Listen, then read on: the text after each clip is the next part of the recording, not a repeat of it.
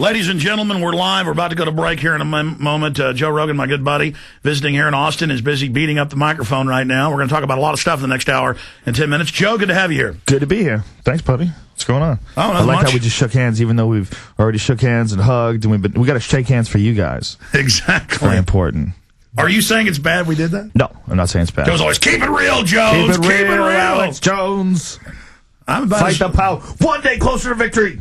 You know, Joe just can't believe I've actually really liked this. This is what I'm really like. Oh, I know. I believe you like this. I've known you for a long time now, man. You know, I was thinking, we met in 99, so this is actually 10 years. You remember when I did my DVD that I filmed in Austin, The Belly of the Beast? You and I wore George W. Bush masks and Herbert Walker Bush masks. We did a little satanic dance to show they were satanic, skull and bones. Yeah, we went running around the grounds of the state capitol building. And people thought we were nuts because we were. You know what was funny? That was put out on a DVD. I did it, and people found it and said, we found secret video of Alex and Joe, I'm not kidding, of Alex and Joe Rogan doing a satanic ceremony. And we're like, this is a spoof on them, on the Bushes. This is a public DVD sold in stores. But that's how the fake conspiracy theorists that discredit me, that's how they operate. How many fake conspiracy theorists do you believe are actually employed by the government to make conspiracy theorists look ridiculous? Like when you read about like a guy like William Cooper, like some of the stuff that he said, like about like he thought that Kennedy's driver shot Kennedy when it wasn't true. Yeah. But it's ridiculous. But it's like so crazy that everything else he says, you got to go, what? Well, I don't think he was an operative, but what I think is,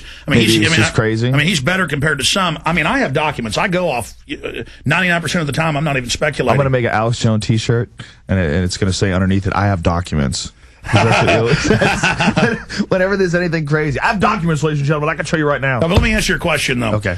There are a few hundred cases going back into the 60s, especially with COINTELPRO, where they would have activists act crazy, say crazy things. Of course, right? I mean, it's an effective way to do it. I mean, if you look at like the way arguments progress on message boards, as soon as someone believes anything wacky... Well, now CENTCOM, now the military admits that they are on the web putting up. I read that. I read that recently. You have the documents. I have the documents. Well, you do, see? But it's fascinating how they have, like, directions on how to troll. How to troll people, how to bait them in arguments, how to respond when you're being, that's all come out. That's all come out. It's fascinating. So we know that hundreds have been caught. We know CENTCOM's hired tens of thousands, and they even have private PR firms that do it. And so, yes, it is there. But more often than not, I'm sad to say, the crazies, it's just schizophrenics and people, too. I mean, there are outright nuts. Stay there. Joe Rogan in studio, ladies and gentlemen. The info war continues. Phase one. All right, this hour and 5 minutes we've got left with Joe is just going to go by so quickly. So let's go ahead and get into it. During the breaks, we're having even more interesting discussions than we're having on air. You were asking me, what's this Ron Paul clip I've got on the screen over here? And I was saying I played it earlier where suddenly Glenn Beck comes out and goes, the world government's real. The international bankers are dangerous. They're more dangerous than standing armies. Thomas Jefferson quotes, what do we do? They're bankrupting us by design.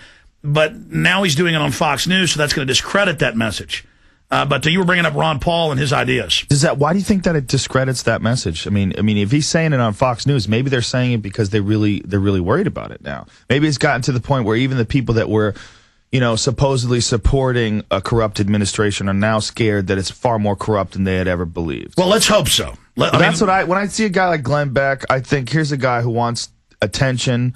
He wants to be a smart guy. He wants to be sensible. He wants to prove a point. But I feel like a lot of it's like an act. I feel like he's this American apple pie guy. And now I heard that he's doing some sort of a performance where he has a live show. Yeah. And I'm like, okay, he's like an entertainer. Well, a year ago he said the Army needs to watch and look at and be used against Ron Paul supporters. But you see what I'm saying about his opinions? I mean, if he wants to do a live show, he's an entertainer.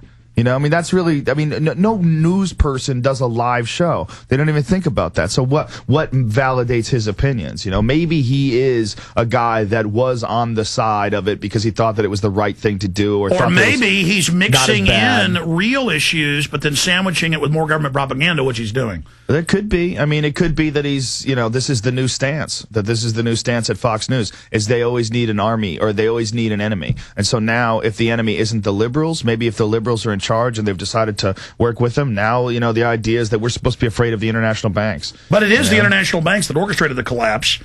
I have the documents, as they say. Right. And you believe that it was orchestrated, or do you believe that it was orchestrated and fell apart because of just human nature and greed and the fact that these people were willing to take these crazy loans that they couldn't pay off and houses that they couldn't afford, and that bankers knew that these houses were just never going to just continue to appreciate? They were completely overinflated. You think it's a little bit of both, maybe? It is a little bit of both, because in the lending changes they made in the mid and late 90s, that allowed sub-brokerage and banks to run scams, and that did happen. But the large central banks, we have their own policy papers, and when I went and infiltrated Bilderberg 3 years ago, and it's in my film Endgame, out for a year and a half, I said they're going to pop the subprime mortgage, create an international banking crisis, and then propose a world bank that you'll pay carbon taxes to, and that was now in Newsweek 2 weeks ago. If that happens, what happens to all the money in America? What's the thought behind that? Like, everybody who has $1 million all of a sudden has a zero, and we all start at scratch? And then the elite have transferred the assets while they still have value into tangible, hard resources like and infrastructure. Gold and oil and stuff like that. Now, so is that the thought behind it? That they're just going to cancel out all the money? That they're going to completely implode the dollar? What they're going to do is have a world banking system that's already there but go public that will set the currency values and that will control the major Western governments. So you'll already have a world currency, but you'll still have your local unit. Kind of like Sports Illustrated's in 15 different regions or whatever, but it's still Sports Illustrated. So you'll still have a dollar, you'll still have a peso, you'll still have a pound, you'll still have a euro, but it's all going to be devalued simultaneously. Now, okay, here's the question. Is there a way to stop anything like, if this is all real, if this is really what's going to happen, is there a way to stop it, or at this point in time, should it be stopped? I mean, what do you think should happen? Oh, it's probably going to fail. Even the bankers are saying in their own policy reports that are public that this is going to be a hard sell. So we're going into one hell of a fight, because these guys won't give us quarter. I mean, they're not going to stop. Well, why? So the bankers are saying that they're not going to be able to pull it off. They're saying it's very hard for them. But now, since they built the crisis, and they're saying they have to do it or it will all fall apart. Is it possible to because of this crisis, is it possible that they could re-engineer to bring it back to life? Or is it just, I don't understand enough about the way the financial system that's what's so works. psycho about these globalists is they've created a crisis where only going to the next Ponzi scheme will save it, which then gives them all the power. So they say to the country, you better go with us or it's over. And in a way, it's really true. We'll be right back in 70 seconds with Joe Rogan. All right, let's move quick, Joe. There's a lot going on, a lot happening. Mainstream media, government cover-ups. Gotta let my liner finish. So does he. He's Alex Jones on the GCN Radio Network. And now, live from Austin, Texas. Yeah, it's on PrisonPlanet.tv live. Here we go. Oh. Yeah, Joe, this is streaming out on PrisonPlanet.tv. Then it gets ripped all over the four corners of the web, and it's also then simulcasting on the radio. You got a serious setup here, sir. That's pretty good. Thank you for liking it, though. Pretty sporty. Kubrick films playing in the background. It's kind of creepy. Well, the real world is creepy, as you know. The real world is creepy. Very, very, very creepy.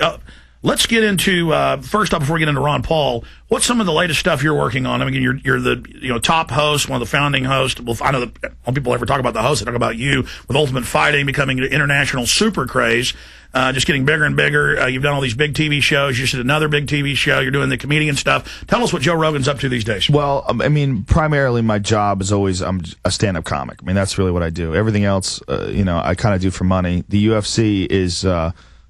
my big gig, and that's just an awesome job. I just love doing that. Love doing commentary. I'm a huge fan of the sport. And then I do little things on the side sometimes. Like, I just did this thing for CBS called Game Show in My Head. It's like a hidden camera comedy game show. We did 8 of them, and they're airing all throughout January. It's actually pretty funny. It's a hidden camera comedy game show where they have to do these crazy things. They have a earpiece in, and I'm talking to them, and there's hidden cameras everywhere.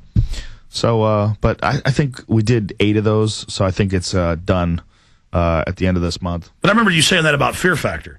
You go, oh, I did this. I don't even really want to do it. I'm just doing a lot of things. I don't think this is going to go. That's what I thought. When I was first doing it, I was like, this thing's so stupid. How is this going to last? It lasted for 6 years, you know? I mean, shows like that are, you know, if you have a skill, if you're a good host, if you know how to host those shows, they're fun to do. They're easy. Well, you did Mad TV, too? I didn't. I just did a guest appearance on Mad TV. But then also News Radio? Yeah, News Radio. What was your favorite? What was your favorite show you've ever done? News Radio was the most fun creatively because it was a comedy. It was really fun to do.